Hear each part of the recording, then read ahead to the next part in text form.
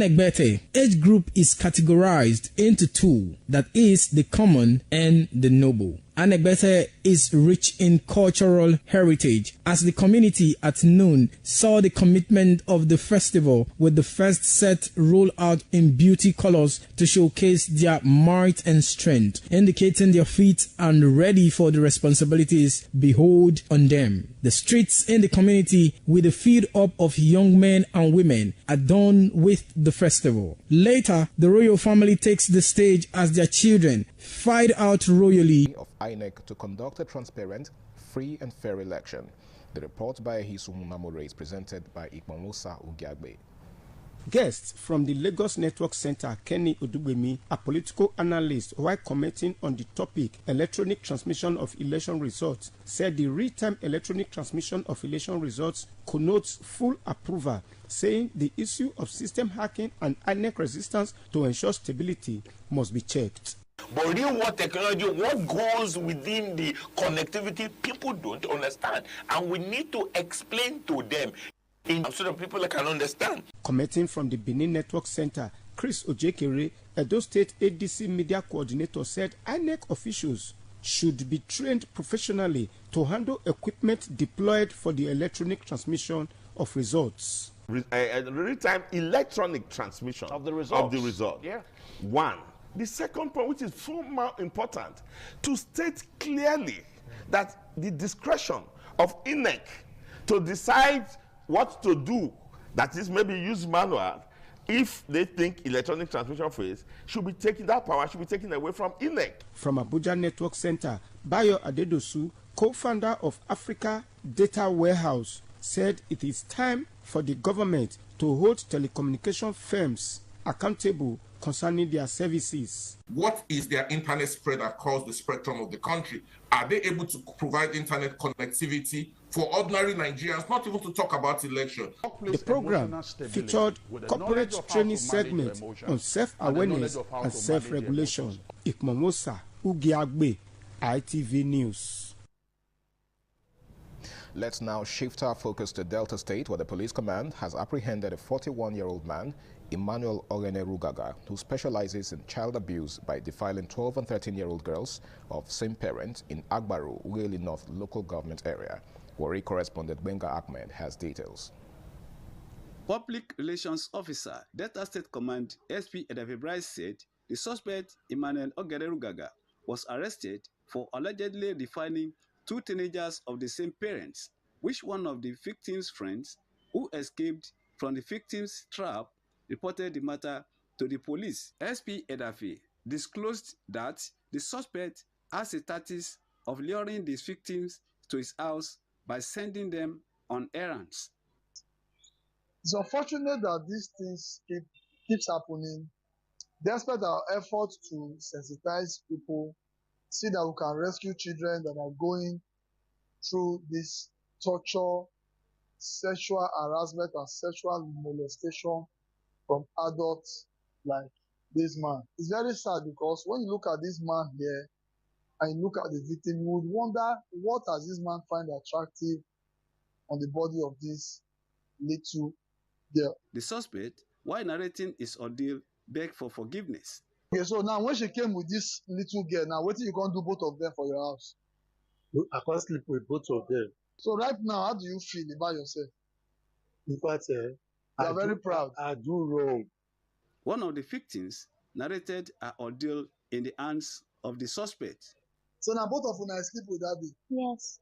Delta State Police Command advised members of the public, especially parents, to be wary of neighbors and friends they entrust their children with in order to avoid the danger of child abuse.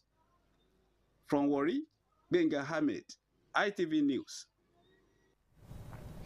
Concerns are growing over food safety and hygiene practices among some roadside food vendors, as observations reveal that food items are often displayed and sold in unhygienic conditions. The report was filed by Shalom Onwara and presented by Joy Obaisiamo.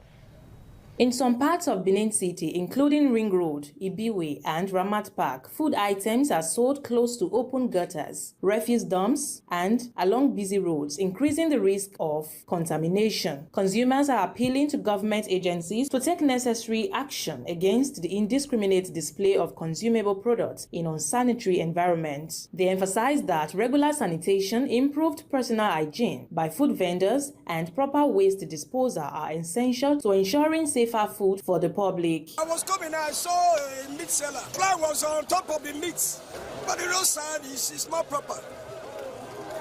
If I want to buy my food, I select my food. I don't chop any. I'm not a goat. In terms of the people consuming food around the roadsides, especially when it comes to gutter area, in a healthy form, it's not too good. It's not hygiene. The government have to come to the aim of this. Speaking on the issue, health professional Dr. Jolly Nusa Iguma says these practices pose serious health risks to consumers, including food poisoning, diarrhea, typhoid fever, and other foodborne illnesses. He added that continuous consumption of contaminated food can weaken the immune system, especially among children, pregnant women, and the elderly. It's advisable that when you go to an open market to get your foodstuff, the one that have to be cooked very well. So the one that have to be eaten raw, like your vegetable or your fruit, you don't just pick them, buy from the market and start eating them. There will be a need for you to wash them, wash very well. But the contact of those foods to our body may result to infection, which include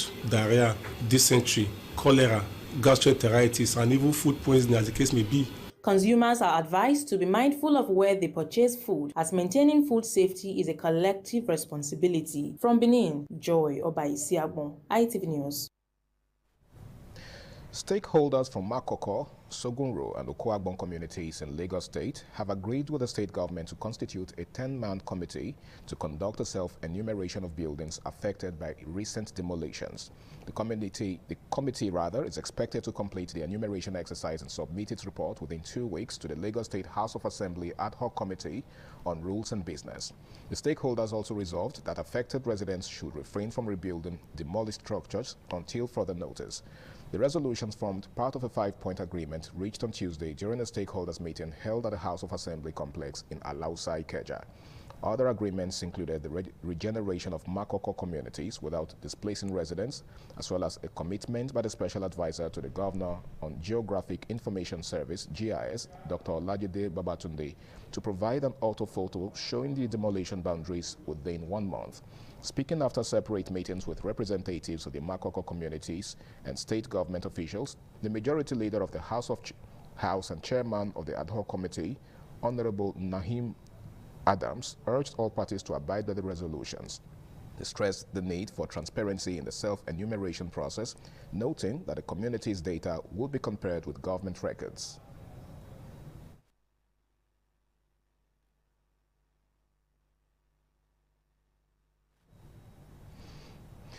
And talking sports now, the third-place match of the third edition of the Kada Unity Cup 2026 has been concluded at the Lucky Benedion Sports Center at Tete, Benin City, with the National Youth Service Corps, NYSC, finishing the tournament on a high note. Solomon Aino reports that the playoff encounter produced goals in both halves as NYSC asserted their dominance to secure the bronze medal.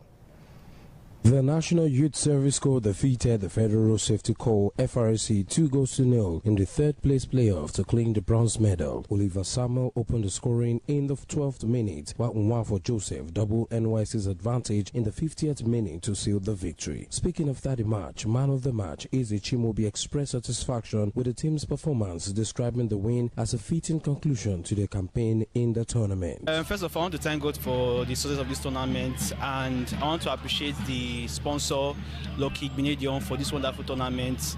And from the beginning of the tournament, from the group stage, everything has been going fine. The welfare of the players has been excellent. And also I want to thank the Edo State FA for organizing the tournament on behalf of the sponsor, and they did a really good job. Also, I want to thank my teammates. They did well from the beginning of the tournament. Even though it didn't go to our favor, we wanted to win it. That was the plan, but God knows best. So I really want to appreciate my teammates. The tournament has been quite remarkable in so many ways. It has given us the opportunity to bring institutions, federal institutions together, and they've all played this game in fairness as members of sister agencies.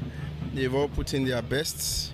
The tournament is designed particularly to enhance unity amongst these agencies. And from the very day this whole program started, the tournament started, it's obvious we have achieved that. With the third place match decided, attention now shift to the grand finale of the third edition of the Kada Unity Cup 2026, scheduled for Thursday, February 12, 2026 at 10 a.m. as the Nigerian Security and Civil Defense Corps NSCDC take on the Nigerian Immigration Service for the coveted title. From Benin, Solomon Aino, ITV News. And that's it on ITV AM News for this time. Thanks so much for watching. I am Harry Igboje. Good morning.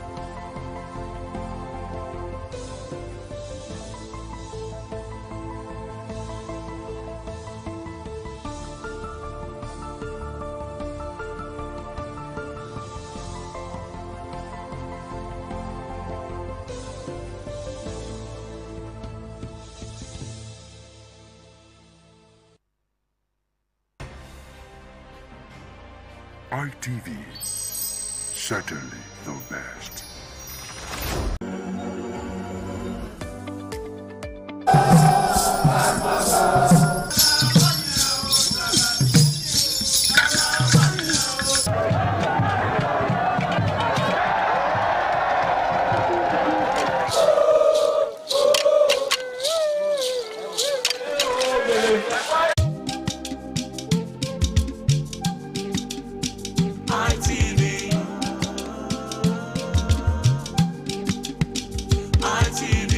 ITV, certainly the best.